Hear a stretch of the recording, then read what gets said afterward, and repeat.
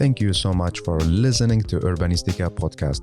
I am Mustafa Sharif, an urban planner, and you're more than welcome to join my big journey of exploring the making of smarter and more livable cities.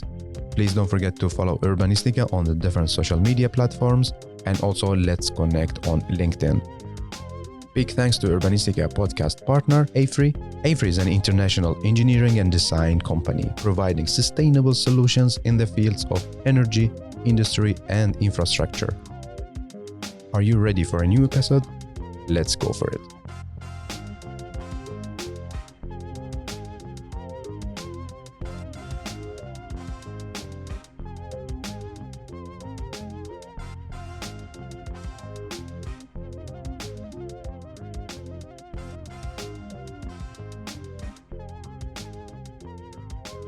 I have the pleasure to welcome you, Asal and Christine, to Urbanistica Podcast. Hello and welcome. Hello. Hi. And thanks for having us. Thanks for being here and also soon sharing your story. So how are you doing, Christine? I'm doing fine, thank you. A lot of things going on, but a lot of them very exciting, and especially what we're now launching our publication together with all our contributors, and also a lot of events and other sort of things coming up. So That's good. it's a big happening. Yes, exactly. How are you doing, Asal? I'm doing very good, very busy, both with building diversity and my own practice. So, and also before summer, you probably have the same in Sweden, that everything is going very fast before the summer break. Yeah. But we are very much looking forward to the events coming up soon. Yeah. So it's also like in Denmark that you need to deliver before the summer vacation. Yeah. Yes, exactly. I also have my own practice, and it's very with planning and sort of there's sort of a natural break.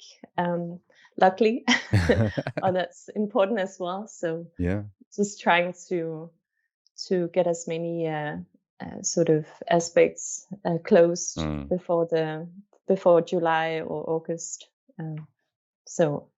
It's the same here. We need to deliver and hand in reports and drawings and so on before everyone goes to the summer vacation.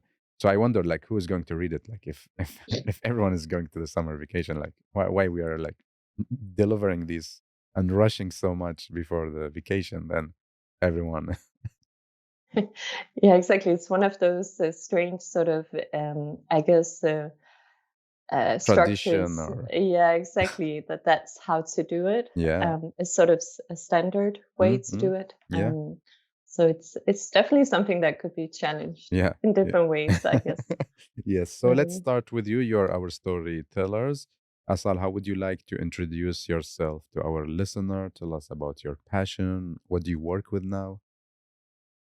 Wow, big questions all at once. I would try to accommodate them as good as I can. Yes.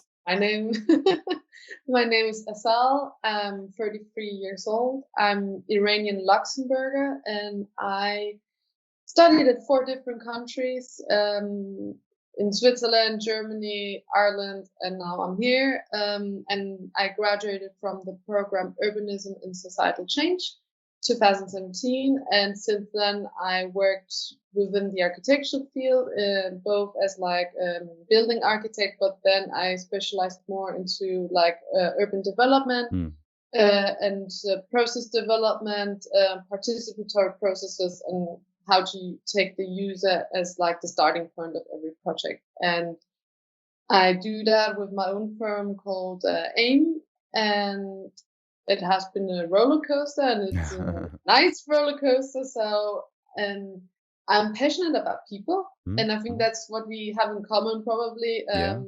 With you, what I can see with you, Mustafa, you very much looking through the users, and that's what I do as well, and also what Christine is doing. She's going to explain a bit. So I drive for I'm burning and driving for understanding people and why they're not being seen or heard, and how can we as architects, planners, designers shape the ones shaping the built environment? How can we come in and do a difference? But you are based in Copenhagen, right? Yes. Yes, that's awesome. So yeah, this is something in common between us. Like I think also with the listener, like cities for people, like people. So Christine, how would you like to introduce yourself, your passion? Yes, I'll try as well to sort of summarize. Well, I'm Danish and Norwegian. I've mainly been living so far mainly in Denmark. I was in the UK, in London, for a couple of years, where I studied my sort of diploma, which also had a great impact on my approach to architecture in relation to questioning sort of what is an architect, how do we work, how do we represent our work, what are the narratives, the stories that we sort of bring forward. And then I've been living for a year in Sweden, in Stockholm, where I had my first practice job. Nice.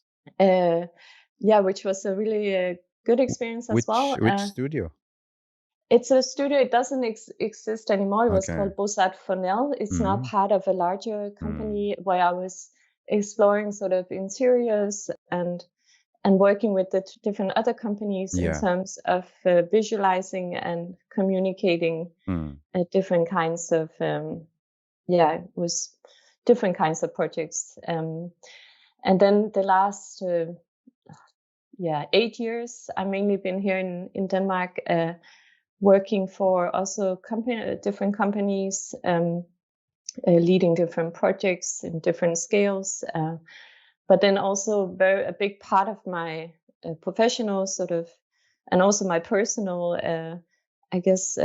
story is also that I've been teaching since I was a student myself. So I started teaching when I was in London, and also while I was in Stockholm, I was teaching a bit, and then for the last couple of years, mainly in the architecture school here in Copenhagen, called the Royal Danish Academy, where I also been teaching the program that Asal went to. I started teaching after Asal graduated. But I think in many ways, Asal and I do have a lot we have a lot in common also in relation to how we practice, as Asal also mentioned, focusing on sort of the perspective of who we are including, how, and sort of, and that's something I also bring into teaching. So the notion of inclusion in a nuanced, trying to really unfold it in different ways. Exactly. So what are you passionate about? Yes. I think for me, it's the combination of, I'm very passionate about working with others. So I think the notion of the collaborative or collaborations, both in relation to colleagues, but also as we are working together in our group, building diversity. But then I'm also, I have this fascination also with the tea ceremonies, which is something kind of different, but it also is about sort of being present with others and noticing the details. And I've been traveling a lot in Japan, and that also had a big impact on my sort of approach to care, like to many different things. So that's beautiful. So a bit of a mix. So like collaboration. Yes. Exactly. So nothing is made by one person. Of course. So Asal, let's start the story. Tell us about building diversity. As building diversity, like as it's in its current form, exists like since 2022, but we started earlier in 2020. Like I'm not sure how it was in Sweden, but in Denmark, when the Me Too movement came in 2017, no one really made an outcry here. But then it happened in 2020 when Sophie Linde a Danish TV host made a speech on TV, and it got like a huge outcry because she was mentioning about the sexual harassment in the TV industry, and we were waiting for the same. Like in other industries, things came, and we were waiting like, when is it coming to our field, in the architecture field? Nothing happened. The association, like the union, not the association, the union was like saying, no, we don't have any problem like that.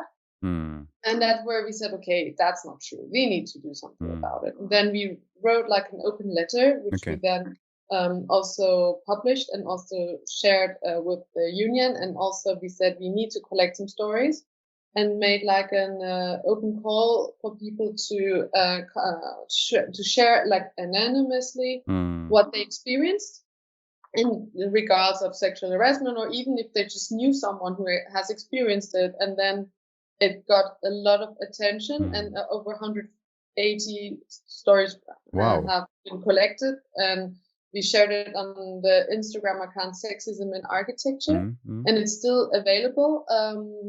So you can still go and read through it. And we also published it on various medias. And it was very much like a reactive movement, and we thought we need to do something about it. And then we went out and wrote a lot of articles and debates. And after a while, we noticed, okay, there's also other things which we need to address and talk about. And it's not just about the gender part, or like the like gender diversity or like sexual harassment. It's about all notions in an intersectional perspective, like about ethnicity, age, socioeconomic aspects, and all these things which are layered within discrimination. So that's why we decided to like open up and change the name from our group to Building Diversity. It has been a longer process where we were together in a collective, needed to be agreeing on the name. And that's why for us the intersectional aspect is super important with how we move on with the group. It's an NGO, non-profit, and we registered officially since this year, so very congratulations. Good. Thank you. So that is, I hope it wasn't too long as an explanation, but we also we all work voluntarily, and we use a lot of our time into it, and we do various kinds of projects. No, you don't need like I mean, you explain and answer as much as you want. This is not like a 15 minutes podcast. It's like I hope it's like a tea gathering podcast where we share knowledge and experience. But when you say we, who are you? Like, who are the people behind this? Like architects, students, who are you? At the moment, since we also are growing, like we are currently 17 members. Like we have 17 members, and it's I need to remember how, I think it was 14 architects, one industrial designer, one sociologist, and one body activist. And it's constantly changing. So like for us, it's important that it's about like promoting diversity and equality within the architecture field and the built environment. And some perhaps haven't had the like architecture education, but it doesn't mean that they're not working. They still work within the field. So we want to be open and accommodate them. But you don't need to be like done with your education in order to be part or be engaged in the group. So there's no limitation that way. And Christine, when did you join? I joined from the beginning. Wow. So I was part of the first group as well, the Sexism in Architecture, where we were 6 that came together and initiated that group, and then I was part of sort of as well founding the Building Diversity as a continuation. So this has been the past couple of years. And like you mentioned before, like what did you say? Did you say the Association of Architects, or in Denmark, that they didn't like really wanted to highlight this topic before, and that's why was a big reason that you started this movement and then organization and so on. How is it now? Do they listen to you? Do they talk about it? Yeah, I think so in many different ways. I think this has really the last couple of years has shifted the sort of I guess one thing is sort of wanting to see, or the awareness, not sort of looking away, and acknowledging. So it's not so much more about is there or are there these challenges, but more how can we sort of work with it actively, or how can we sort of move forward um, in different ways, as both sort of short term and long term. Yeah.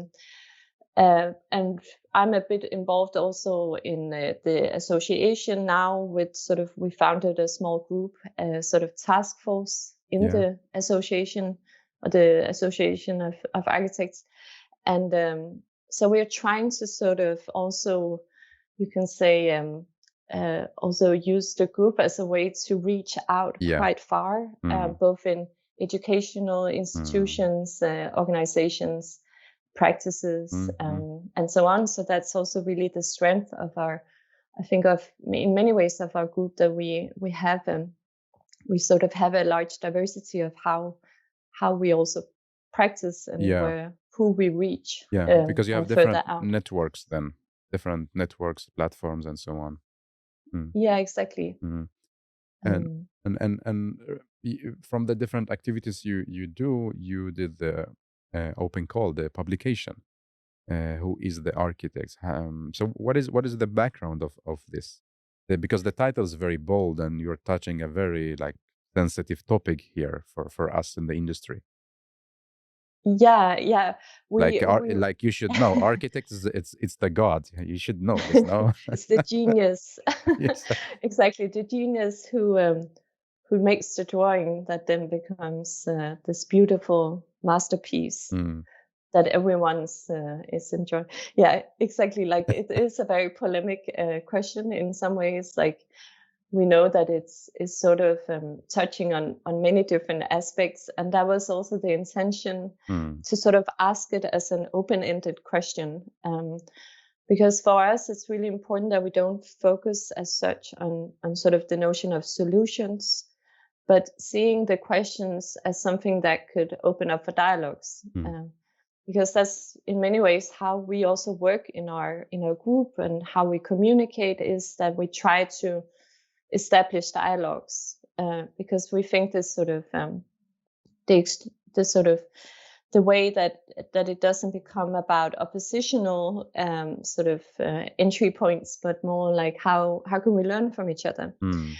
So the sort of the idea of asking a question came very early, and is part of a sort of ambition of asking multiple questions.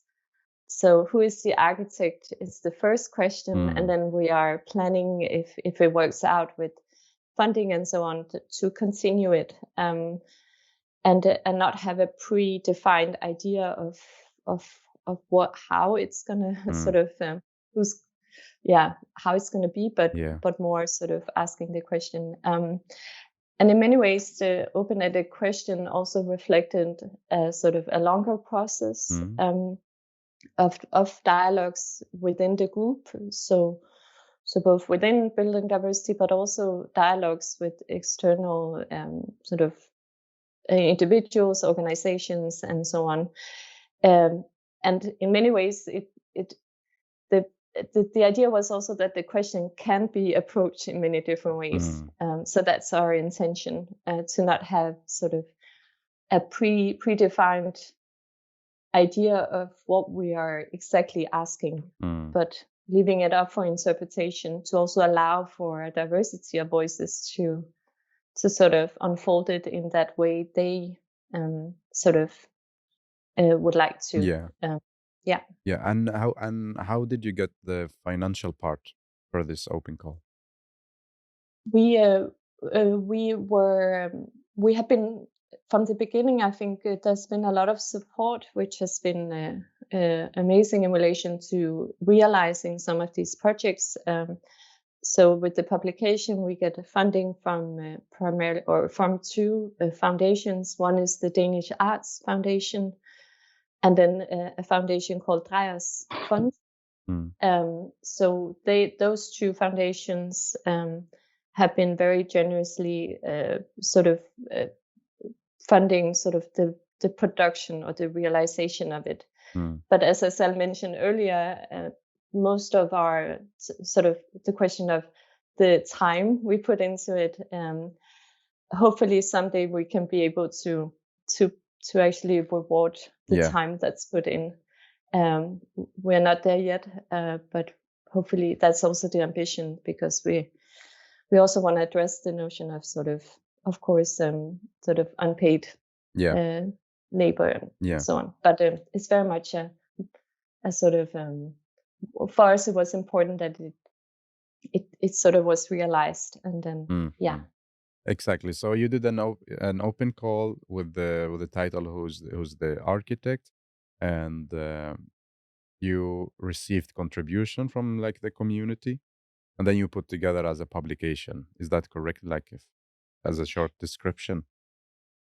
Yeah, exactly. The ambition with the open call was also to again not have a predefined sort of go out and curate the voice like who we would imagine, because we wanted to really also challenge the blind spots, but also the way that there is a tendency, and also within architectural publications, that is very sort of highly curated, and it's a few voices that are highlighted. Of course, it depends on the country, and but we really wanted to at least try to give anyone the opportunity to put forward their idea or reflection or So for us, it was very important that it was an actual, like, really open in that way. Yeah. And Asal, why is this question? I mean, what do you want to tell? What the message that you want to deliver? I mean, you could maybe talk about something, ask something else. Let's say, I don't know, diversity in something and so. But why this sensitive question coming from you as an architect as well? Because I think we need to address that question, because like I think most of us within the group, we were discussing a lot about like, who is the architect? Am I a good architect or not? Because like there's this predispositioned notion of this is an architect, it's this genius, you need to devote your life like so many hours a week. Otherwise, you're not the architect. And I mean, there are many ways to be an architect, and we wanted to reflect that on the publication, because there's not one answer. It's just because you work in a municipality or anywhere else. It's not that you're less important as an architect just because you're not gonna build the next big skyscraper or anything else. But it's about that we open it up and that we cherish the diversity within the field. And it was something which went along for a very long time, and we thought this is a great way to start. And our aim is, of course, to think broader and have more themes we want to discuss and unfold in different manners. But I mean, now we're starting with this question because it was something which we went on, and it's not going to be an end. I mean, this is just, for us, it's like a beginning of a discussion. Of course, hopefully. So tell me more like about the contribution. How from who did you get the different contributions? Is it from only Denmark or different countries? And how did you put them together, like the process? That's a very good question, because like when we tried to spread it out through our own networks and online, and it's very striking that we got like over 15 or more countries, like people from Argentina, people based in China, I think Ireland, and I mean, we counted, and some people are like from some have a specific origin, but then based somewhere else. And so it was very great to see that diversity, also projects from Germany and so I mean, many different, just to say, but it was that was very nice, because it kind of gives like different perspectives of like people with their experience of how they perceive the architectural field. And the process was like, usually when you have a publication, you often have like an idea of this is the theme, and there are the chapters, and then the contributions need to fit within the chapters. That's not what we did. As Christine was saying, we had the theme and we had no chapters, and we said, here's the open call, come up with your contribution. And we actually got some messages where people were like complaining that it wasn't specific enough. I remember a few messages, but we were like, hey, this is the aim. We want the contribution should be co-created with the contributors. So we got all the different things, and there was therefore also quite a variety of the themes. And after that, we made the chapters. Okay, so you started like kind of backwards somehow. Yes. But like, did you specify like, okay, we need like 3 A4 description for the answer, or you just like, so can you answer this and that's it?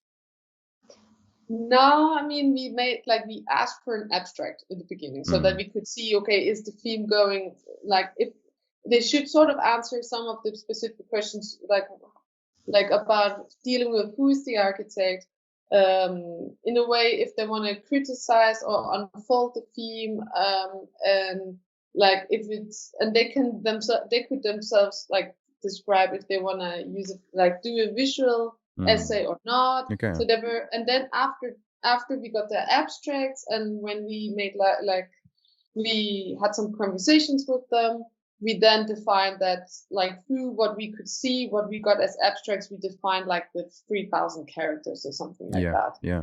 But sometimes we also were a bit more loose. Some were less like word based, and were more imagery based. So we wanted to also give the like possibility that in case like the contribution needed more words, that would also be fine. Yeah. And Christine, you work in academia, and methodology is like, this is the core of things you do. But here, I don't see like you didn't put any like a super clear structure. So how was this experience for you? I think it is super interesting, because I think it's very important that we do challenge the sort of the norms or the standards, or the so-called standards of how sort of we work with these different types of sort of exchanging and communicating ideas and knowledge, and so I think from the very beginning it was really important that we really try to challenge those sort of ideas of how to do it in the right way, which is sort of in a very specific way that also didn't sort of felt very authentic to how we see sort of the profession, but also how we work together. So I think as a method, it has become a methodology for us, I think, but also a way to sort of challenge this idea of control. And that has been really rewarding, or is really rewarding, that we sort of also let go and let things live. And that's the same now when it's out, but it was also very much part of the process. And listening for us, that was important. So and back to you, Asal, tell me more about, okay, so if you explain the publication to me, like how many chapters, what I can see if I open it, is it available online or to buy? It is available as a physical copy, which you can purchase, and you can pre-order it now. And on our physical launch, the 28th of June, it's going to be in Copenhagen. It's that there we will, of course, introduce the publication, and then there's going to be like, and we will also have like some contributors coming and like talk about it. And then there's like mingling, and you can purchase. So that's one thing. But then, I mean, we also had like a pre-event, like in the beginning of the month, where we invited some contributors as part of Copenhagen Architecture Festival, with ArchitektForeningen, which is the architecture association. And also there we started the conversation, and we hope that it's not going to be this momentum, but that's the beginning to have these discussions. And like, you need to give me like a little second, because about the publication, even though I was Maybe I can just add Of also in course. relation to the physical publication. There will also be an ebook, as well as we're also looking into making an audiobook or an audio version, because for us it's really important the aspects of inclusion and accessibility. Yeah. So if we will try in different ways to work with the to unfold the content of the book, but not just through the words, but also, as Asal mentioned, through events, but also through different mediums of audio. And also, if you cannot have the physical book, then you can access it in different ways. So it kind of so it doesn't become like a limited edition. It's very good. It's very good that you're doing this. Make it more, how to say, accessible to different people, different groups, and also different generations, maybe. And it's not like, how to say, nowadays it's not so hard like to record and so on. So you have the tools, and I think it's very, very good of you that you include more people into this topic by like making the publication accessible in different ways. So it's gonna be interesting. Are you thinking to read it, or no? Should the contributors read it by themselves? Exactly. That's what we are in the process now of. We are in dialogue with the contributors about how could we do this, because we think it could be. It's interesting to again bring forward the voices, and I think so. It's we are right in the middle of planning. But hopefully that will be possible in one way or the other, or it will be in one way or the other. But Yeah, I just wanted to add about the book, the chapters. I mean, it's a very, like, we have like 7 different chapters. And the first is about, before we go into the chapters, before that, we've got like some acknowledgements and also an introduction by us to kind of set up the theme. And the first chapter is going to be about collectivity, where we got like different kinds of contributions. And almost every chapter is finishing up with voices, because we want to show the different voices, different practices, which are out there and have like different methodologies. And we see this more as an ongoing thing. So even if we're going to continue to collect the different practices which are out there, but we sort of started with the publication to do that. And then the next one is about representation of the architect, and that's much more a visual contribution which came up. And then we've got a lot of contributions regarding the challenging status quo of like the architect. And it's, not gonna tell you too much. If you want to get more to know, you need to get the publication. But there are very interesting contributions from people from all over the world. And then the next chapter is about the journey of an architect, where like one of the contributors, she made like a kind of visual essay in comic style about her own personal story. Wow. So that's very beautiful. It's very, very nice. And she drew all of them herself. And then the next chapter is the architect as, and then there's one text about the architect as a mother, the architect from creator to enabler, and like so on and so on. Yeah.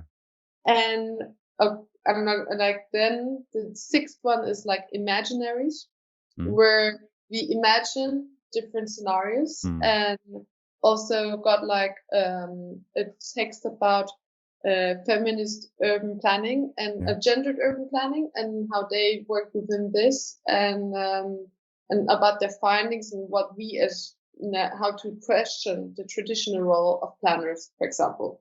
But there's like several ones which go into different aspects. And then the last one is about diverse futures. So as you can see, we've got very different chapters, and they wouldn't have been able to evolve if we would have come and told the contributors that they should fit into this box. Then you will get another type of content.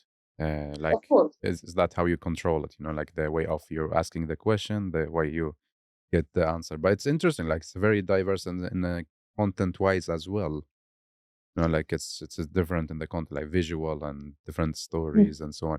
Did you also like put your opinion in the publication as like the group of the organization? Yeah, we one of the contributions is one from our group. We have the introduction, as Asal mentioned, but then we have a text called "Room to Be, Room to Act," which is sort of talking about our methodology and also the process of our group, but also how we with the focus on dialogues as a methodology. And in between, there are also what we call these sort of moments from the group where it shows different sort of examples of articles. It shows different activities we've been engaging in, collaborations. So they're called sort of commenting, collecting, participate. So there are these different, you can say, moments from us, but also this longer text that we wrote as a reflection, and a part of it is also written as a dialogue. So it's sort of as a dialogue between multiple members. So through that, our positioning or our different positionings are also hopefully coming forward. Did you see, like from the contribution you received, did you see like a clear pattern in the, of course they were different in the kind of content, like images and visualization and text or story or dialogue, but could you like read the specific pattern in their answers or contributions? Yeah, for sure. I think what was really interesting for us was that, and as Asal mentioned with the chapters, is that we could see as soon as we were sort of receiving the abstracts and the different ideas and or proposals, we could sort of quite quickly start to see these sort of you can say realms of both the collectivity, challenging status quo, representation, imaginaries, and so it was interesting to see that that many of these contributions were kind of almost interweaving with each other, but then sort of going back out again. And so there were a lot of sort of, again, this idea of or focus on different entry points into the question. And I that was really interesting to see that the question was sort of in some ways sort of amplifying some of the common sort of you can say, I guess, values or focuses within, especially practitioners and or both architects and non-architects of how do we challenge this question. And Asad, tell me like about some like of the findings that you received, like who from the community that submitted. So who is the architect? I mean, there's no one answer. I mean, we were like already guessing it, but I mean, our answer is like probably that there's a variety of architects who are out there, and the architect isn't anymore only the one who's building a house or buildings. I mean, some of the people who contributed, some are working as, one is like a futurist, the other one is like working with developing biodegradable materials, the other one is like working in a municipality or like being having their own firm and have different approaches, and the way the life experiences are, that shapes them as well as architects, and it doesn't need to be always a bad thing if you're perhaps not fitting in the box. So that was like the findings we had, that this variety, this diversity gives also that if you give more space to that, there will also be more diverse outcomes and spaces and possibilities. Because I think there isn't if there's a lack of diversity within the planners, then the outcome, the buildings and so on, or the urban spaces also lack diversity. Of course. So we need to cherish that. Mm.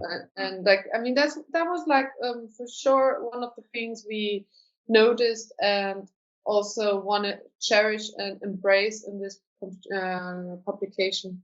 Yeah. So, I mean, so like the finding is that there is not a specific definition of what is an architect. No. Okay. So, but it's also doesn't need to be. I mean, it's also about like how can you use the tools you learned at your education at the architecture school? How do you develop ideas and concepts, and how do you then use that skill in different aspects? I mean, it can be in different ways. It can be in different scales. It can be like that you even don't go and build in that way, but there are architects working within like strategies, like strategic way of thinking, design strategies. There's people working in housing associations on how to strategically think about like there's so many ways of how you use the tools of being an architect, and you can define yourself in which direction you want to go. I mean, it's about being a creative, like it's the same of someone perhaps studying industrial design or graphic design or anything else, and then some use the skills in different ways. How, if I ask both of you, we can start with you, Christine. So how did you define an architect before the publication and after the publication? Was it the same or no, it changed? That's a really good question. A really, really good question. In a very, I think for me, it definitely changed.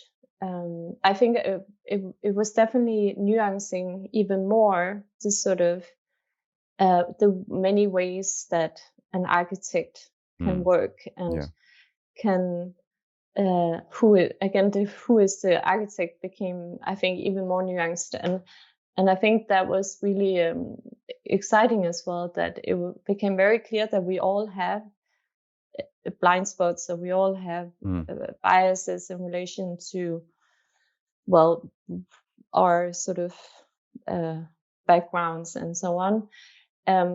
And I think a collective sort of the dialogue or discussion as well we had in the group is also how, for example, the question of who is the architect can also challenge our sort of, even though we're working with this very actively, we also have sort of the biases and blind spots.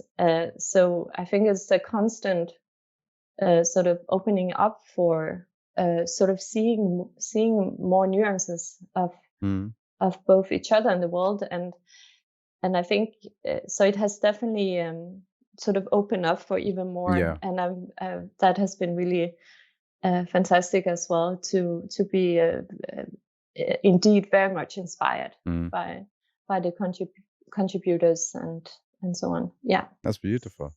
And how is it in your case, Asal? I mean, it goes a bit in a similar direction, but I think what I got even more aware was like, and also like observing there's like so many new tendencies within the collective approach, and what does it mean to be like collectively being like practicing architecture, because it's not only about like, oh, there are like these founders and then they just practice architecture like the classical way, and then they perhaps take a letter of each of their first names and then make the name of the company or something like that. It's more about the value of like the collective, and I mean, it's just, I saw that so many times with the letter song, so I it's a tradition now. Yeah, I mean, and it's also good to break with tradition, so I think it was very nice to see that there are different ways of doing it. It's about and also getting to know the different stories of like, I think one of the things is like, I struggled myself in a very long time to who am I as an architect? Okay. Am I good enough as an architect? Just because I'm not fitting in that box. And it was very nice to see there are other people who feel the same way. And it's nice to see that there are other people out there and together as a collective. And after we already started to talk about it in events, people coming to us saying, hey, that what you do makes a difference in my life. And I mean, it's very touching. Yeah. And Yeah. I think that's what I can see from before and after, that what we do makes impacts on other people's lives. And I mean, it sounds very big, but it was something we perhaps didn't notice, or were not aware in the same way. It's nice to see that if that publication goes out and can inspire other people and see, hey, I'm a good architect, and in the way I want to be, then it's like perfect. Yeah. So basically, you want to change the perception of an architect, like wearing black, being the smartest, the genius one, the god, knowing everything, and designing everything on this planet, and with the highest IQ ever. Yeah, exactly. I think again, going a bit back to this sort of what are the stories that have been told, or the sort of who has been sort of highlighted both by sort of broader media, but also from within. Yeah. And in the context of Denmark, that has been a very specific kind of architect for the past decade or of longer, of course, but also with this idea of the star architect. That has been also a very big sort of export for Denmark. So it has sort of been, I guess, sort of feeding itself as a narrative as well. And I think for us, it's really important also that in a way that the publication is a way to sort of take that moment of stopping up and saying, well, what, like, is this really representative of the profession, but also who can become an architect, which is something that we also sort of have a big focus on, and want to focus even more on, is sort of opening up the profession. Because there's especially here in Copenhagen, challenges of for example, the architecture school not being representative of society in terms of social mobilization and so on. So sort of opening up that you don't have to fit into that box to be an architect, and to be sort of included in the educational system, and further out into practice in the way that you then choose to practice, and so on and so on. So it starts already, actually, also before you graduate, or you're sort of officially an architect. So for us, that's really important as well, to sort of, again, also try and open it up as something that can hopefully represent also society in much more, many more ways. And I want to try something. How about we ask the chat GPT about the question you ask people, like, who is the architect? I want to ask and see like how you react. What do you think? That could be interesting. We haven't done this. No, we haven't done this. But I'm living with someone here who is using it every day, so I'm used to see ChatGPT quite a lot. Okay, so I put the question here, and then let's see. This is amazing. I think I need to start a new chat, and let's see.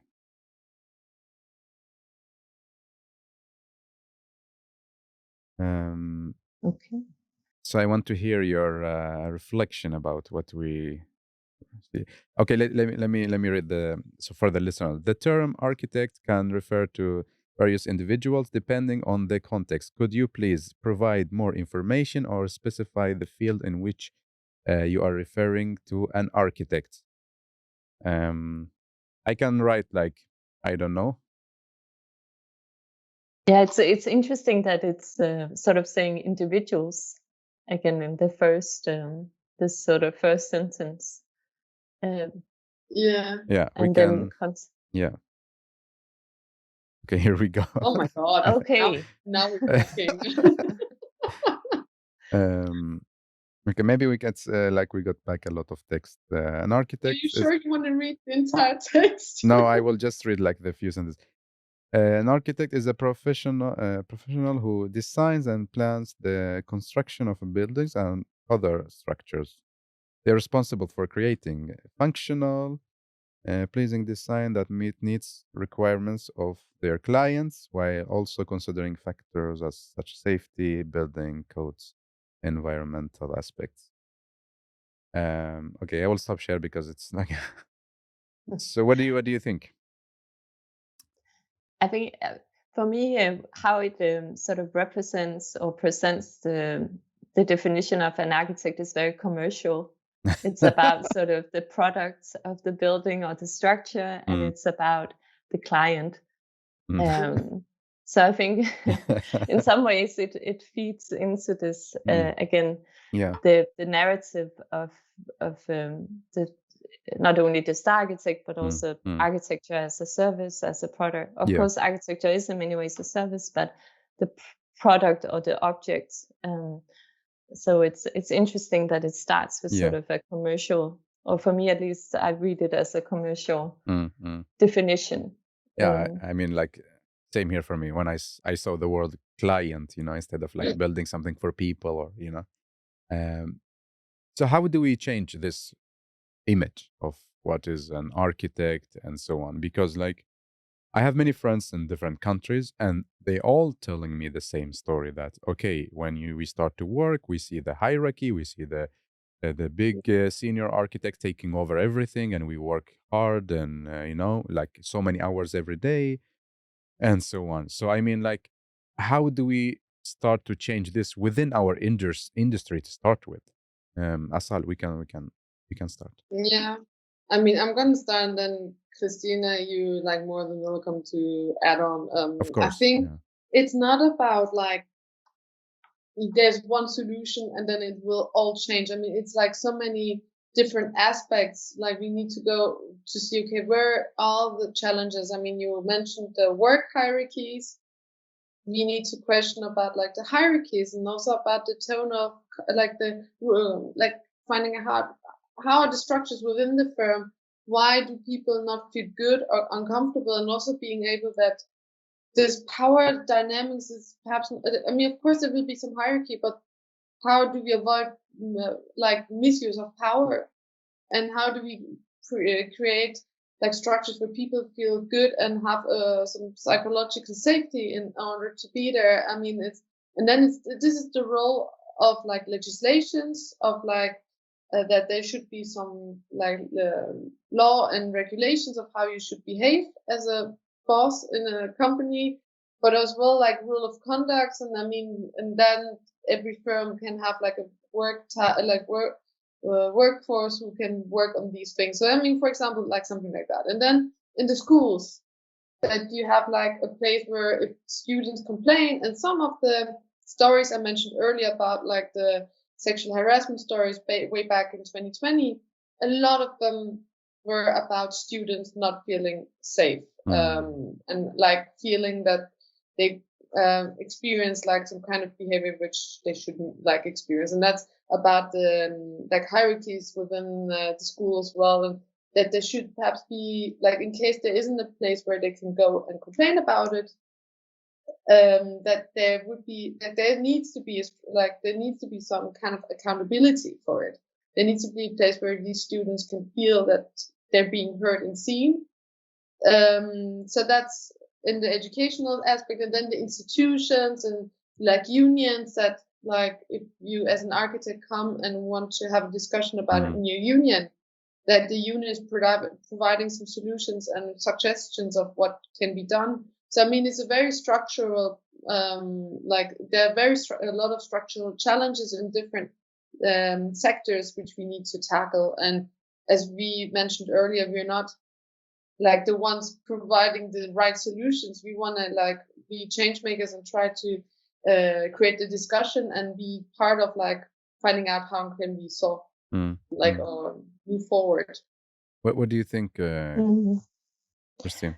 Yeah, to continue also what you mentioned, Asal, with sort of power, I think, or misuse of power as well. I think there's been some norms or some sort of normalization of hierarchy and of sort of power within who makes the decision, who's credited, who's sort of who has the sort of stability within the field.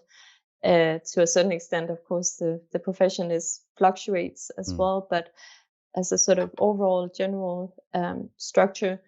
And I think that also what I think is really interesting as well is how equity, or the distributing power as well, that it's also about, one thing is, for example, in the context of Denmark, there is, if we only look at a sort of a binary gender, you could say a relation of, there is 50-50% more or less, but the question is, what are the positions, or how are you, what are the roles, or what is the agency you have in the creative decision making, or so it's just to use that as an example, although it's a very simplified example, but that it's about what is what's the agency and power you have within the realm that you're in, whether it's in, for example, a practice, or as well as in the education.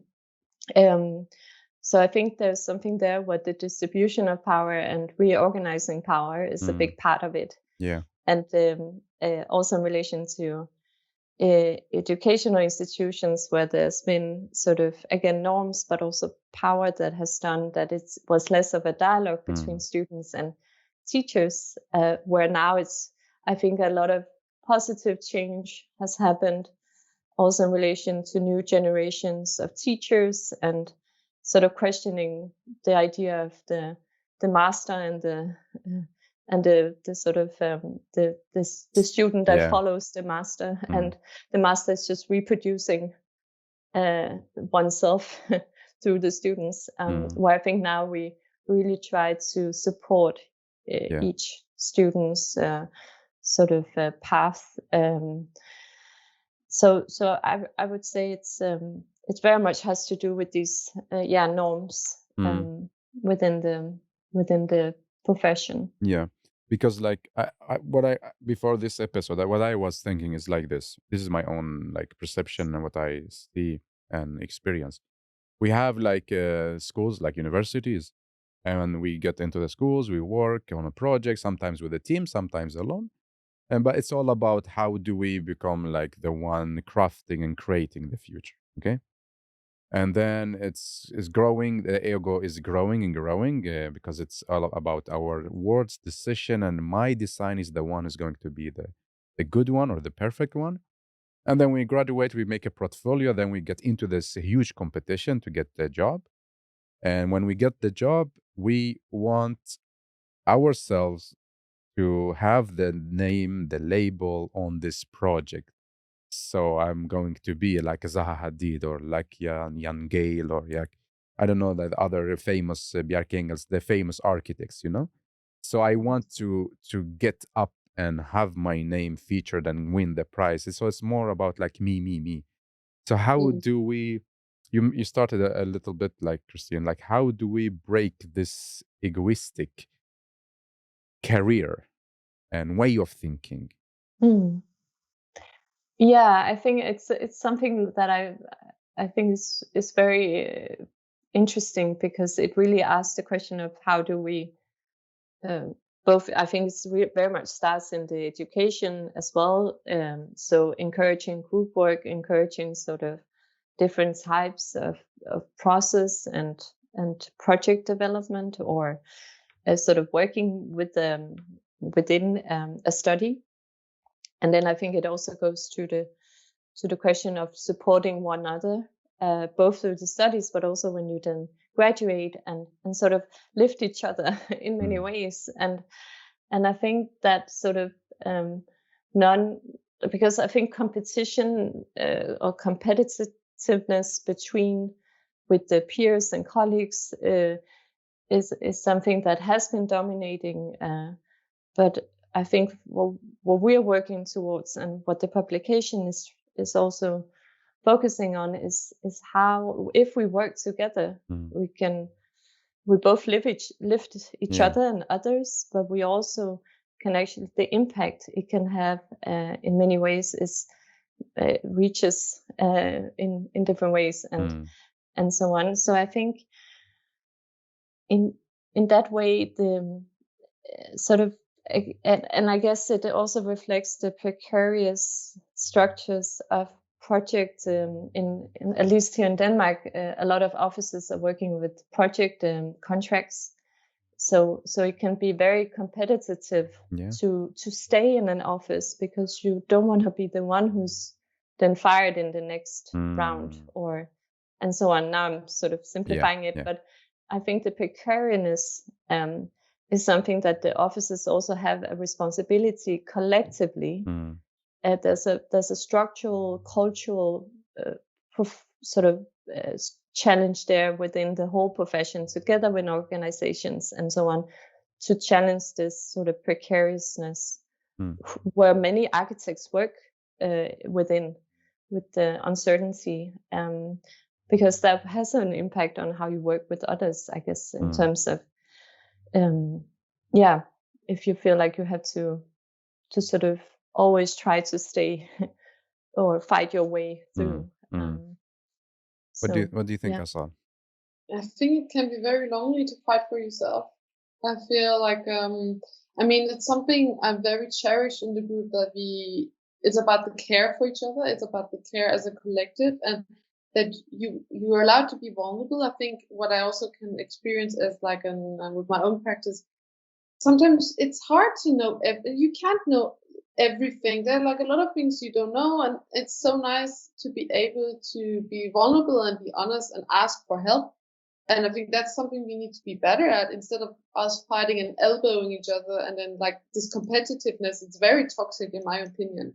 So like we see like this way of like what we do in practice in building diversity is a way that people can come and like get support and help. And like one of the contributors who also was in one of our events, she said, she mentioned also during the event, I was fighting for 15 years by my own on myself, and now I feel there's a community where I can come. And it's not about just the building diversity. It can be other communities as well, where you feel like, it's about more that we create spaces and networks where we can help each other out and like inspire each other, instead of doing it just on our own. It's not healthy, like not physically, not mentally. Like people burn down, and it's not the way to go, in my opinion. So like creating this kind of communities will help us to destroy this ego that architects has, and it's only about me. Yeah, I think it's a big part of it, because it also in many ways challenges us to take other perspectives, because I think sort of if we're constantly sort of trying to just be within our own sort of position or perspective, we potentially leave out a lot of other perspectives that can also influence how we practice. So I think it's very much both in relation to how we practice, but also what are the spaces and so on that we put out there. So it's all sort of interlinked. And I love to take your perspective about like what should we stop do as architects. Now we're talking more about like as a practitioners out and do creating and drawing and building and so on. But what should we stop do? Yeah, that was actually the first thing I noted down, was we shouldn't just base both our practice and what we do on our own perspectives. I think that's one of the sort of key aspects of again opening up for others, but it also has to do with, for example, challenging the brief. If we're working in a practice, also in education, challenging the brief, but also how it came to be, that brief, for example, and also who is around the table, or who has an agency and power in relation to how something is sort of being developed, or how an idea is sort of being unfolded.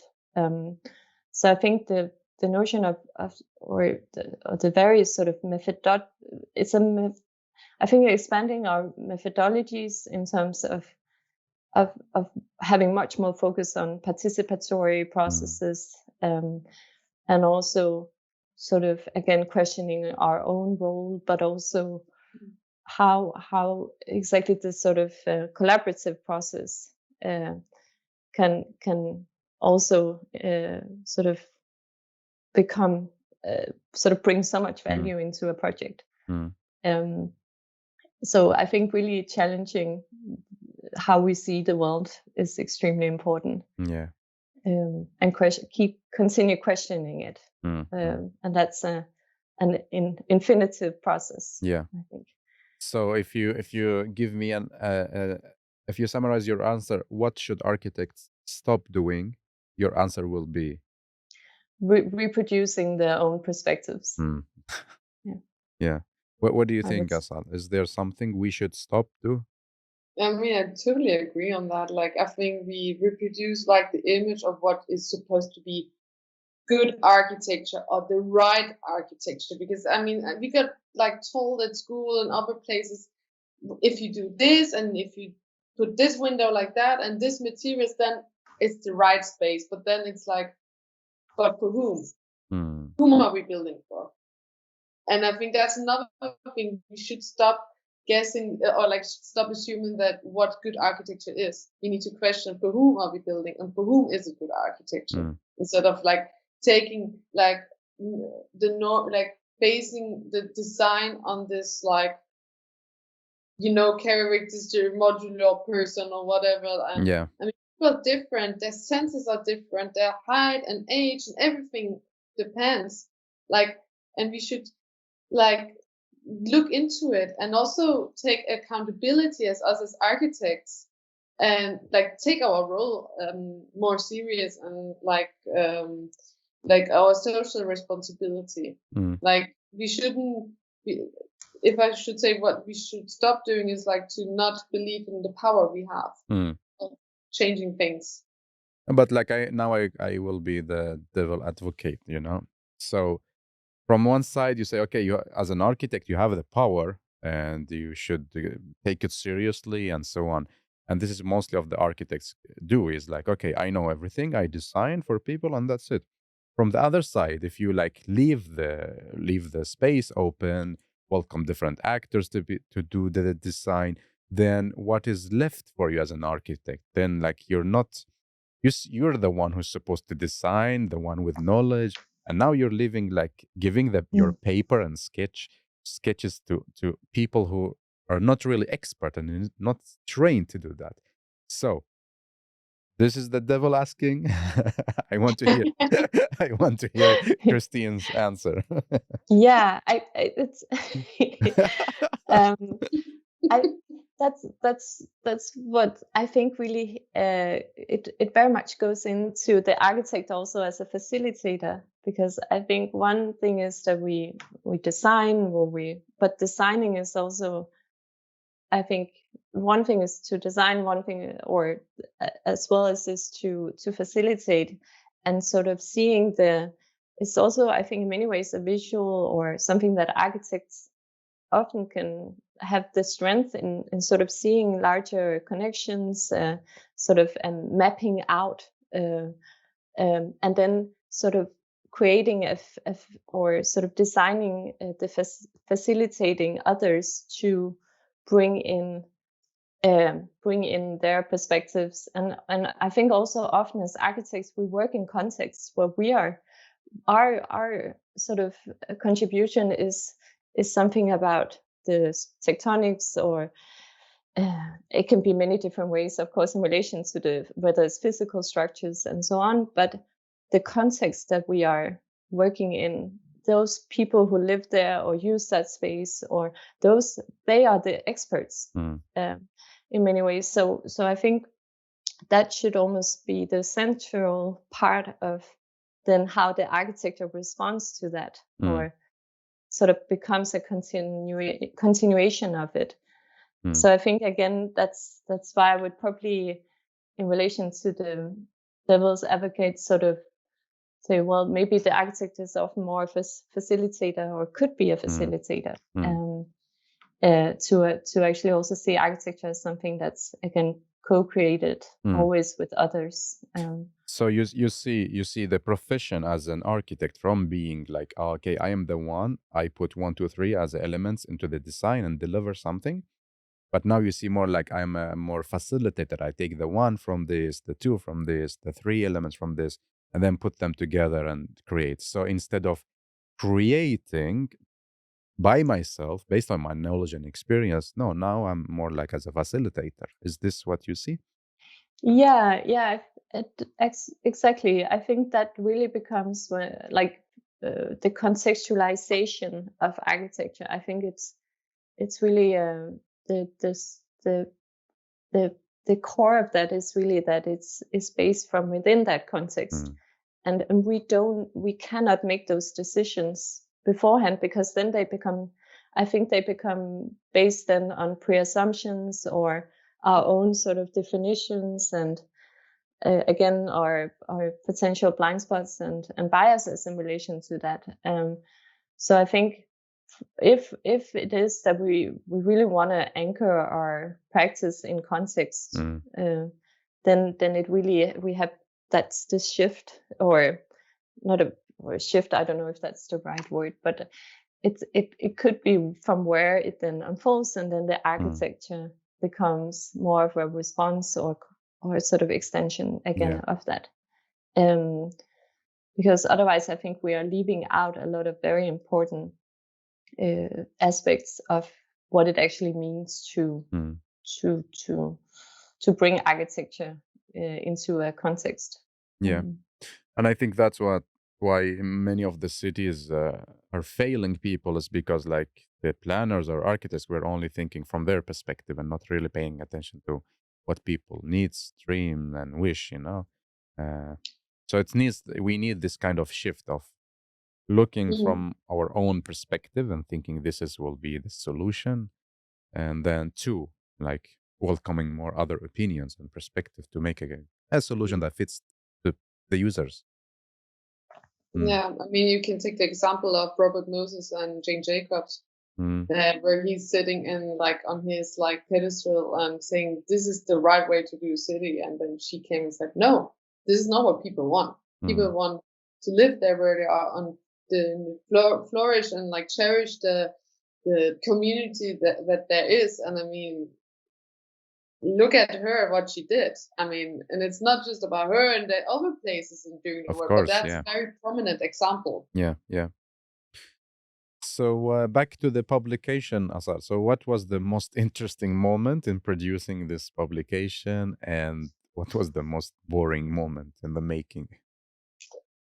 I mean, I really like that we let us get inspired by, that we sort of let us follow through what the contributions are as characters and shape, and how the book got shaped through that.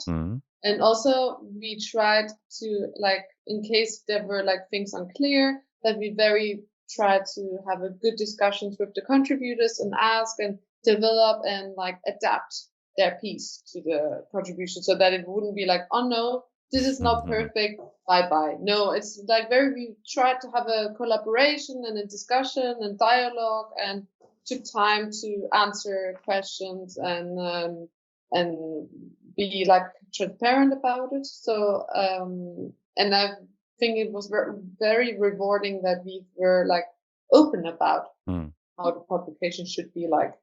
And then one of the boring things was, of course, kind of back end work, if you want to take technology words, all this kind of there's a lot of correspondency you need to do with a lot of different stakeholders, not just the contributors, with the graphic designer, with the publisher. Not that they're boring, it's more that it's very time consuming. Also, if you have images, to get all the image rights, and then get the budgets right, and then talk to, I mean, it's so much communication. Yes. Which people perhaps don't know, but it was a lot of time just with the image rights, so many weeks of work. I mean, so, but it's also part of a publication. It's also what we learned a lot through, and But it's also nice that it's a co-created piece. Like now we Mm. talk a lot about co-creation as like planners and designers and architects, Yeah. but we also co-created this piece with our collaborators and Mm. contributors. And this piece wouldn't be the same without all the people being involved. Yeah. Yeah. So, but there were a lot of interesting things, like also on the way when we learned of like learning through the process and how to involve, like engage the group, and like how, like there are a lot of things we tried and did through trial and error, and I wouldn't miss any of the experiences we made during the process. Yeah. Yeah. Okay. So, Asal, what is the next step for building diversity? I mean, we're going to launch the publication 28th of June. We have a lot of different events linked to the publication, but also like, for example, one project linked to UIA side event, like the Perron ceremony, which is like a exhibition in the main central main train station. It's starting from today, so some of our group members are very much working hard making it opening today, and then there's an event linked to it on the 6th of July, and there's a lot, like we also got like a grant based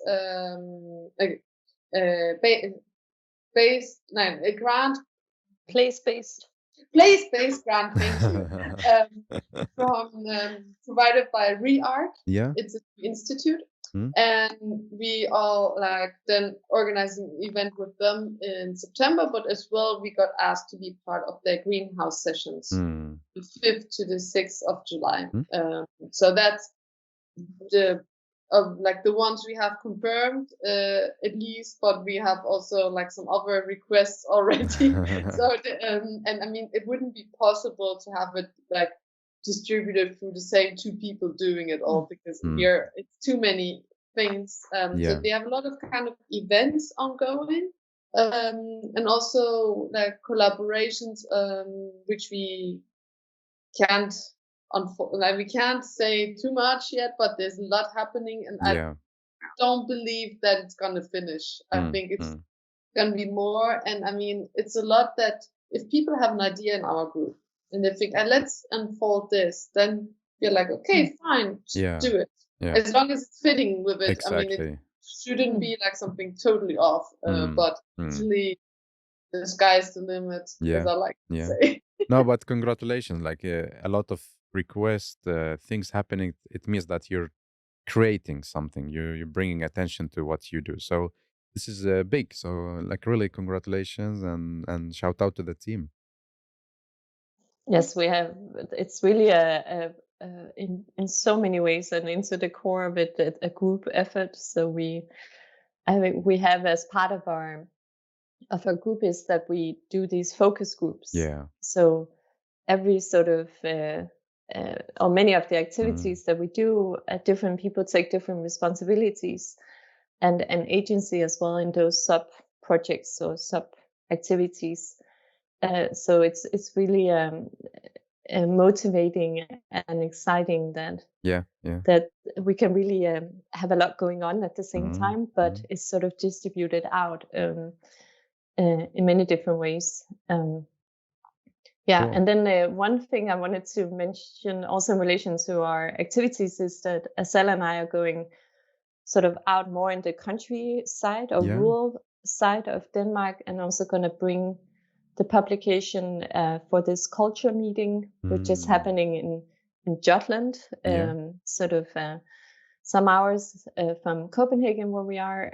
So it's also important for us to bring the discussions and the focus outside of the larger cities as well. So that's great. Just to add that's something we're also sort of trying to do, and we were there last year as well. And this year we were invited to have a sort of a say in the themes in terms of how the culture meeting was sort of what the focus would be, which was really exciting.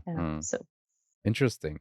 And I have also an idea, like for you, maybe you can take it and discuss it with the team. Is that maybe you do the same like thing who's the architect, but when people submit something, it's gonna be visible on a platform so we can read different contributions. Like we people just send, and it's become like a, how to say, it's not Mentimeter, but like something like this, but with different text boxes of different contribution, and people can just like send. Of course, you need to do the how you call it, like in Swedish, like a granskning. It's more like the checking before the publishing, and then like you build something on, like even like bigger than publication. I think that's it's like an exciting idea. some ideas then you can get from different people. Exactly, because the book in many ways is a moment in time, or it's a moment, and it will always reflect sort of that we stopped at a certain time to collect.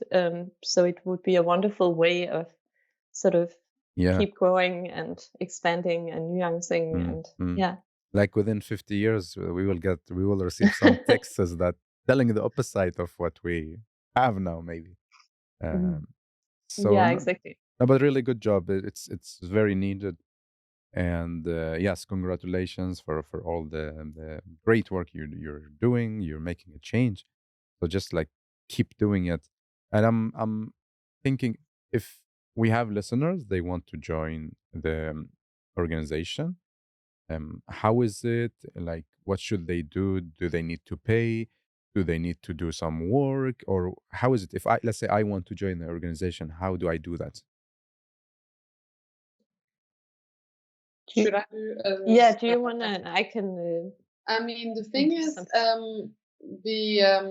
since we're now an association and we are an NGO, and there are things which cost.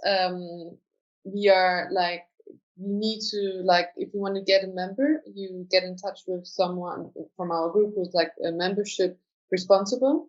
You're gonna write to the person, and then we will like also make clear. I mean, as a member of the association, like in many other associations, you need to pay a membership fee. But it's not like in order to call it's not going into like someone's pocket. It's very much about like paying the amount of money which is needed in order to sort of cover meetings and other kinds of activities, because and also having just a bank account, like simple things like that. So we need to, like, that's one thing, like as a member who's then being an active member, to being part of it, you need to pay. But what we try to do within our events, if we do like events like I don't know, for example, with the Copenhagen Architecture Festival or anything else, we if it's us who's planning it, we don't want to charge it to anyone. So even if you're not a member, you're more than welcome to come, and you don't need to spend money. But of course, within the group, if you want to be like an active part, I mean, that's how it is. So we did a big sort of calculation and reduced it as much as possible. So it's not a very it's a very small member fee in that way. So it only covers just the essentials. So it was just so we are able to like Asal says, sustain that we actually can continue being the organization. Exactly. But everyone, like anyone, and if you are interested, you could just reach out to us either on Instagram or via our website, and we will then make sure that we direct you to the one who is sort of who can register you and so on. So those are also things that we are sort of. It's also a learning process for us, all these sort of structures within an organization, but I think it's all starting to work out. But for example, every other month we have a physical workshop, as we call it, where we all get together. And then we have always in the middle of the day, new members or people who are interested in potentially joining can come by in person or on digitally. And then meet us, and we can meet the person. It's not in no way a sort of an audition. It's more like a very much for the potential members to meet us and sense it's just something they would be interested in.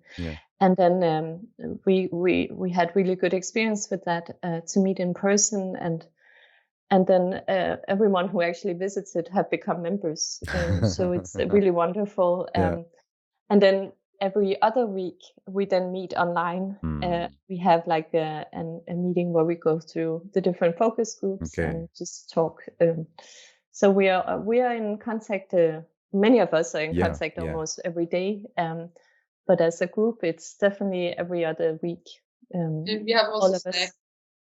You have our what? Slack channel where we daily, and with all the channels, because otherwise there are things happening daily where we need to be in contact. But the bi-weekly meetings are also very good to sort of catch up. Amazing. But and also so it's definitely also possible to be a member even though you're not physically in Copenhagen. In Copenhagen, yes. You can send me. You can send me later, like the links you want me to put, like for the publication, for the website, and other like things you think it's interesting for the listener to check. That could be fantastic. Yeah. So now we are moving to the next section, and the last section is going to be more about you. In this podcast, we are not only talking about the projects and associations we build, but more also about the people behind all of these great things. But actually, the first question comes to my mind. It's about you, like your personal journey in your career, and I think you have been around for a while in this industry. Did you face something or experience something related to what we talked about? We can start with you, Asal. I mean, I first I appreciate that you love to share this with us. It means a lot for us as well. I mean, I'm happy to do so. I think it's very important that we're open and transparent.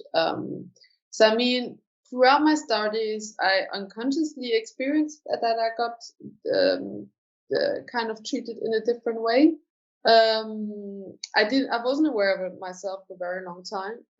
I think one thing is about the gender, about like me being a woman and being emotional and all that stuff, and also that I didn't fit into the box of like this emotionless architect who's just needs to go through things. And I was like at the beginning very much not knowing how to deal with all this pressure. I was very much not knowing how to deal with stress.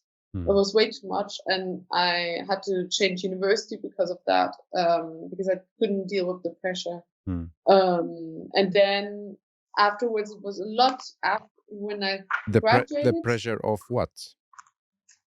Of the workload and the studies and like the expectations upon me, like that I needed to fit in this box. I came to university and I came from high school. And I came to this prestigious university in Switzerland where I thought, and I thought, now I'm coming here and people will explain me, it's a place where I can learn. Yeah. But no one is there to explain you anything. And it's you who gets thrown in. And some people know how to deal with it and how to learn. And I came from high school, so I wasn't used to be learning by doing type at the beginning, and I didn't know, I was just expecting someone is there, and of course there are lectures and stuff like that, but I wasn't prepared for now. As I'm in this foreign country with a different language, of course I knew German, but I didn't know Swiss German, which is again something else, and there were a lot of things, and I was young and I was like very much afraid, and I think I gained some weight and I didn't eat healthy, and then I was very stressed, and I was very much there were a lot of things I wasn't prepared for, and it doesn't mean that it's my personal journey of how it was a hard time for me in that first school, so it doesn't need to be that it is hard for everyone. And I heard that they also changed a lot of things after I left. But I think one of the reasons why it was hard is they accept everyone at the beginning. They start with 320 people at the first year, and then at the end of the bachelor it's 180. So you can imagine they're also sorting out people. And that's something you can notice. You need to be one of the best. You need to be one of the ones who knows how to struggle with this. But this is one thing I felt that followed me throughout my studies, that I felt, am I good enough? Am I not good enough? I mean, it's very hard. And then I think it got much better with my master's, and I was very much happy with my master's degree. But then what I experienced most was what's it called? When I was in my professional career, where I got by people in the office, I mean, it doesn't matter where, it was different places of work, but I got commented on my body shape, I got commented on my gender, personal things about that I'm emotional and women are like this and that. And another thing was I called myself European, and this person said, no, you're not European because you're ethnically not European. So a lot of layers like that, which came up. And I mean, it's in different aspects, also about me being like unpaid intern, even though I graduated, and then being in this, there was this power position where I was afraid to say something because I was afraid that what the outcome would be. And I think this kind of internships after graduation thing puts you a lot into like a very hard position. So that was like a bit my own journey, but I think it's important to learn from it and know what to avoid next time. Because my purpose of asking this question is also like to raise awareness of what things happen, but that we don't talk about or we don't see. But also I'm 100% sure that a lot of people experience the same things you experience as well. So how did you deal with this experience and like using it more as something positive instead? I know like it's very tough to be in this situation, like somebody commenting you or and so on. But how did you overcome this tough challenge? I mean, I didn't act in that moment, and I mean, I was a bit hard on myself after that I didn't do something about it. But I think what helps is to be talking to people you care about and sharing it, and not be alone in that situation, and finding out what are the solutions. So if something different like this would happen to me, that I know that I shouldn't bottle it up and be afraid of speaking it up, because we got unions, we got different places where they're supposed to come and help you. So, and that's something definitely I would do. And I mean, it's also sharing it here, and I shared that story like a few times already also within our group, and other people shared their stories, so that So it's more like be brave and not like just keep silent about it. Totally. And Christine? It's very much some of the same aspects, I would say. For me, it has been what I've been sort of challenged by is the perception of, mainly in relation to my age and gender, both within me as a teacher, mainly perceptions from the outside, not from my colleagues or the students, but actually the sort of externals that will come in and sort of be provoked by my presence in me being a teacher educating architects. So those have been some situations that at that time were challenging, and they were also sort of creating a lot of doubt whether I was I was sort of fit for or what I should have was it okay that I had that role, and so on and so on. And like you start to question yourself if this exactly you're fit or not. Exactly. Yeah, exactly. Questioning. And that's something I learned from a lot, and also something that is definitely different now, and something that I perceive in a very different way. and it's also something that I'm very focused on in relation to whether it's students or colleagues or peer, like also outside of the schools. So I think this both challenging the cultural traditionals idea of a teacher, but also as a practitioner in for example, different practices where I was project managing projects, and I was also sort of the perception of me as a project manager was kind of I had to prove a lot more in some ways, or at least that was my sort of impression, that I had to do that. So that was very tiring, so I think sort of that normalized idea of who does what and who is sort of taking, or who is essentially both, whether it's a teacher or a practitioner, is also to it's important to talk about those aspects. And as Asal also said, and both of you talked about, to talk about those challenges that are, and sort of make normalized to talk about it, and also not being, because I think there's been also some concerns within that when we started is initially the initiative of sexism in architecture. We were also sort of talking a lot about how it might affect our career and our possibilities within the field, because we were raising some questions that might be or were sort of challenging parts of the field. But we then experienced a lot of support. So I think it was also really sort of fantastic to experience that.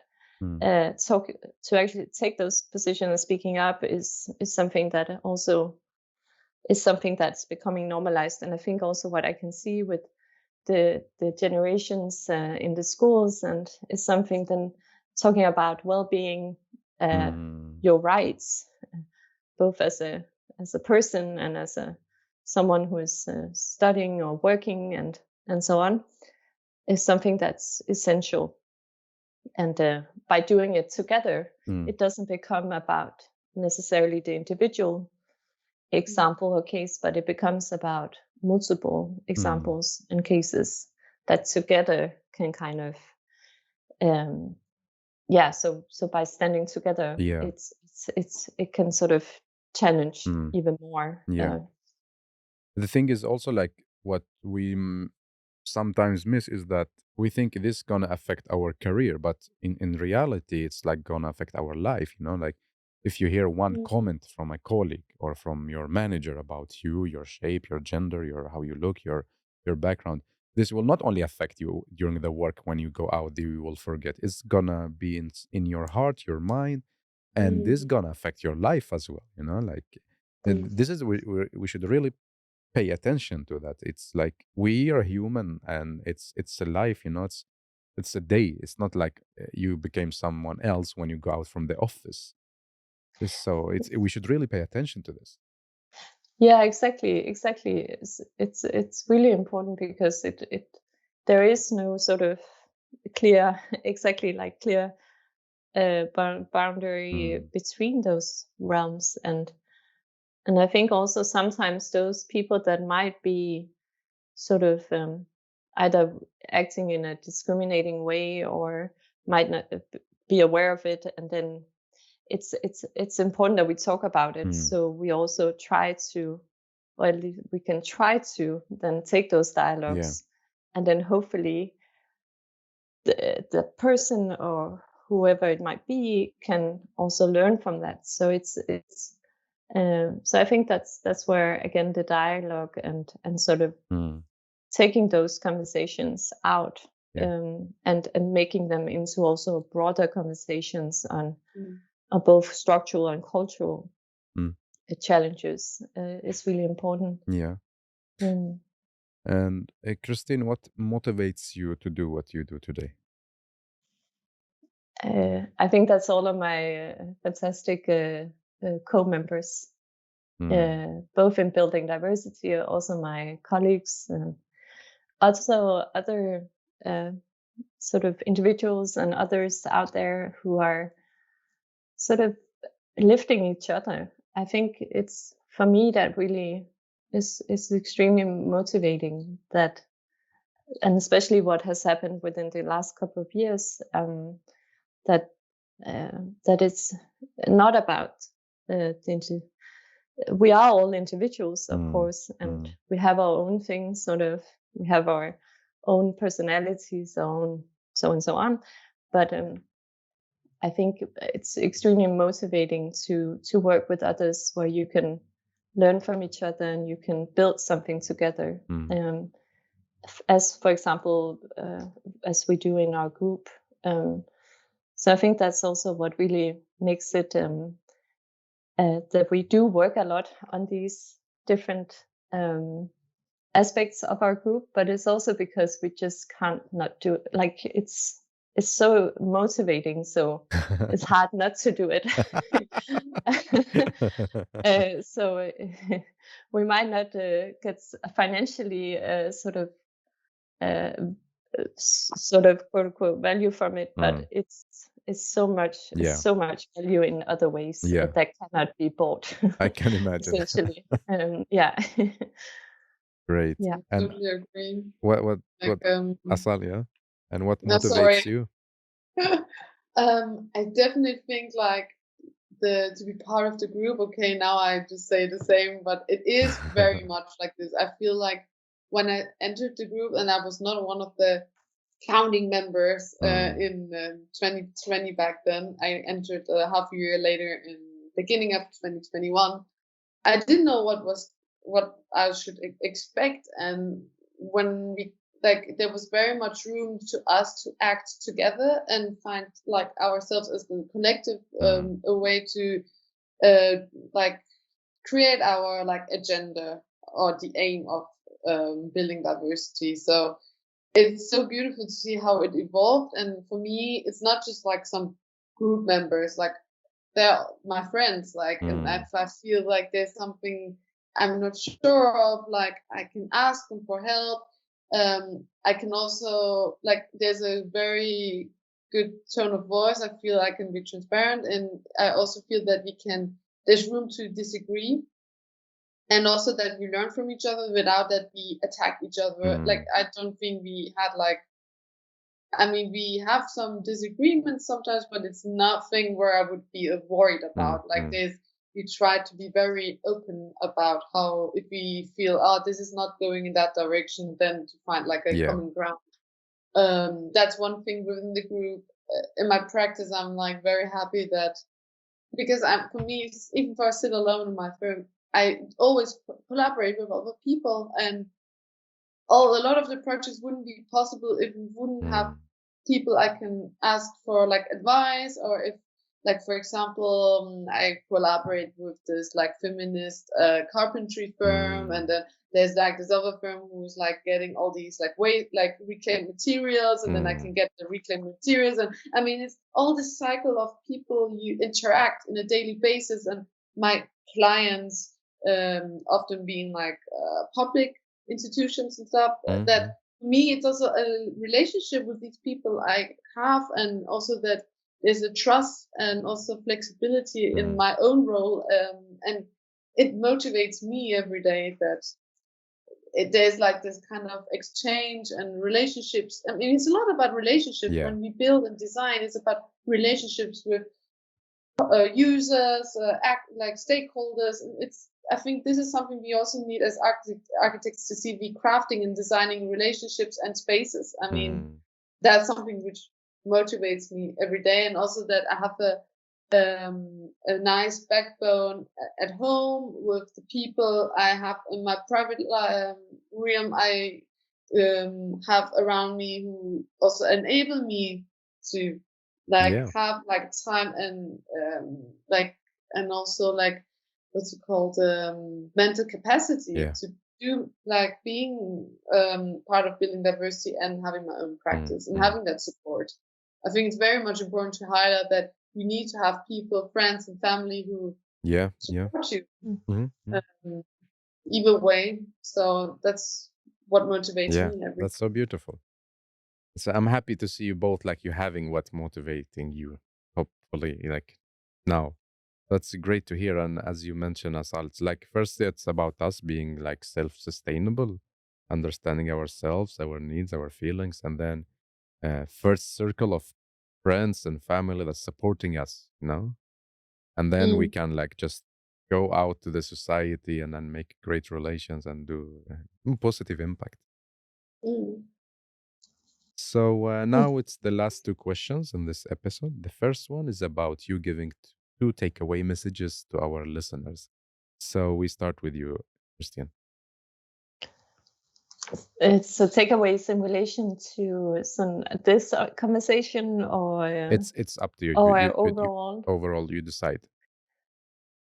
So I think as a takeaway, I think the aspects of organizing with others or joining other groups is something that I would highly recommend, or is something that I think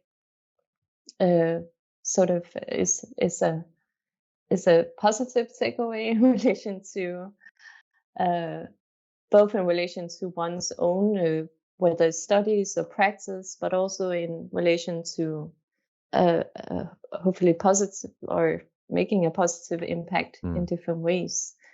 So I think sort of joining others and reaching out is something that's for me a first takeaway, and then the other one would be to then, in relation to that, start conversations which might not be sort of seen as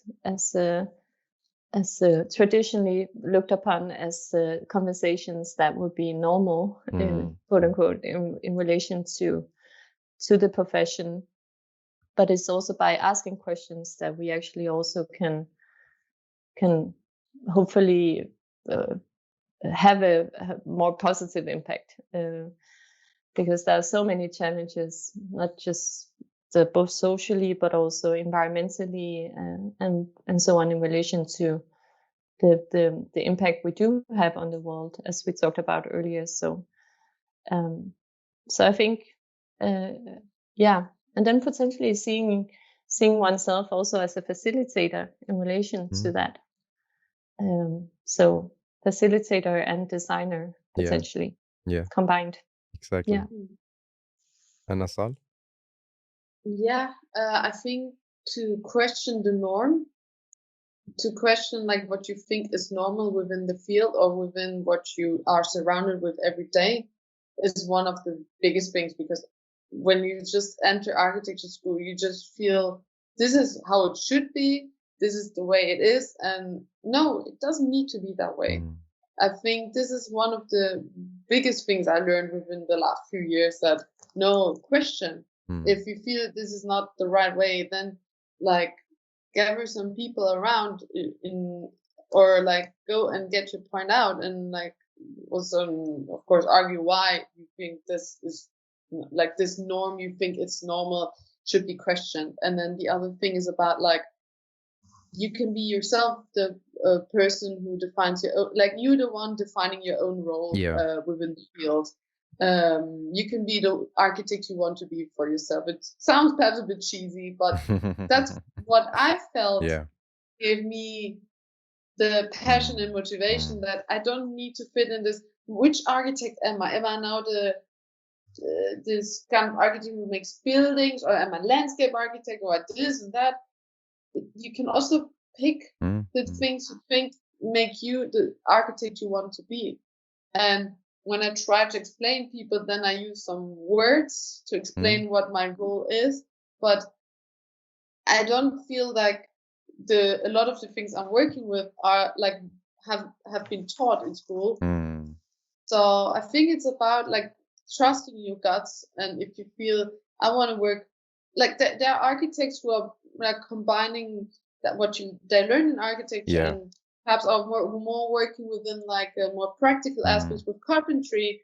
I know of several firms who then work more hands-on. They're more firms perhaps like mine or other firms working with process and like participatory processes, which didn't get taught in that way in a classical way in an architecture school. But it's also a lot of the things you learn while you are practicing and learning by doing and reading, of course, and getting some knowledge. But yeah, be the architect you want to be. Amazing. So, and the last question in this episode, it's going to be asked by you. It's not me anymore. So now it's your time to ask questions. So I want a question from each one of you to me and to the listener. Asal, you can go first. Oh dear. I mean, what was like an assumption you had when you heard about the publication, and is that assumption being like kind of validated, or do you feel that it changed after you talked to us? Or listen to you? Yeah. And Christine?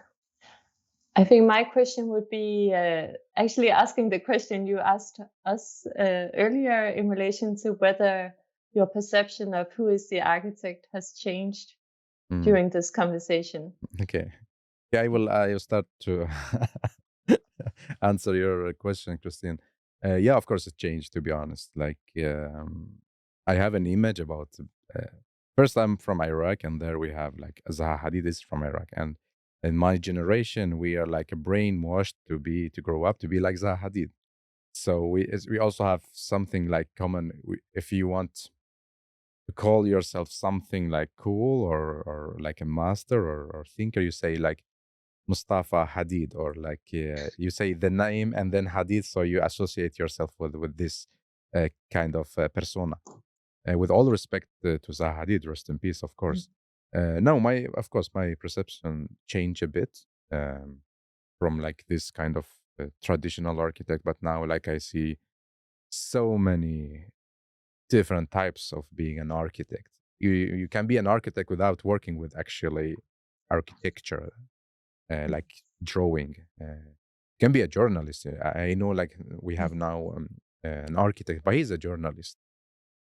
So you could be an architect and something else. Of course, so it changed, and I'm looking forward to read the publication and see what else there is for me to learn. And Asal, your question was?